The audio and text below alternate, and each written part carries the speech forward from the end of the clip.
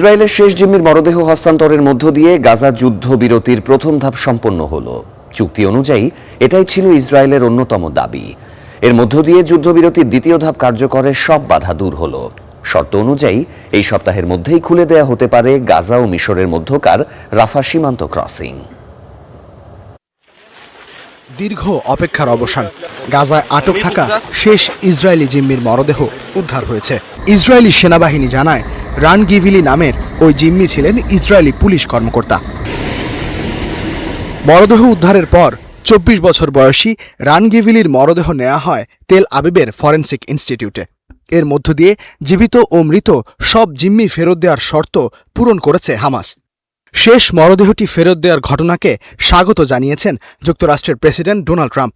সামাজিক মাধ্যমে তিনি দাবি করেছেন, তার প্রশাসনের উদ্যোগেই গাজায় আটক থাকা সব ইসরায়েলি জিম্মির প্রত্যাবর্তন সম্ভব হয়েছে।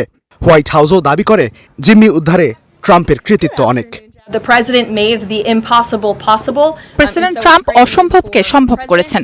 এটি প্রেসিডেন্টের জন্য যেমন খুশির খবর, তেমনি যুক্তরাষ্ট্র, মিত্র দেশ ও মধ্যপ্রাচ্যের শান্তির জন্য একটি দুর্দান্ত খবর। একই সাথে ট্রাম্প প্রশাসনের ভূমিকার প্রশংসা করেছেন ইসরায়েলি প্রধানমন্ত্রী বেনিয়ামিন নেতানিয়াহু। মানুষ বিশ্বাসই করতে পারছিল না যে আমরা 20 জিম্মিকে জীবিত উদ্ধার করতে পারব, কিন্তু প্রেসিডেন্ট ট্রাম্পের সহায়তা আর আমাদের সাহসী সেনাদের চেষ্টায় আমরা তাদের ফিরিয়ে এনেছি। আমাদের সেনারা গাজায় ঢুকে হামাসকে কোণঠাসা করে ফেলেছিল। ঠিক তখনই প্রেসিডেন্ট ট্রাম্প অন্যদিক থেকে কূটনৈতিক চাপ সৃষ্টি করেন, আর এভাবেই আমরা সব জিম্মিকে মুক্ত করতে পেরেছি।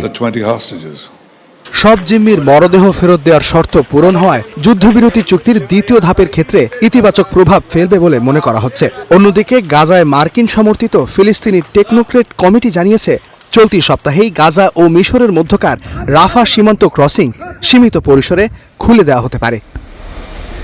ইসরায়েলের পক্ষ থেকেও এর আগে রাফা ক্রসিং পুনরায় চালুর প্রতিশ্রুতি দেওয়া হয়েছিল, তবে কবে নাগাদ সীমান্ত খুলবে সে বিষয়ে এখনও আনুষ্ঠানিক ঘোষণা আসেনি।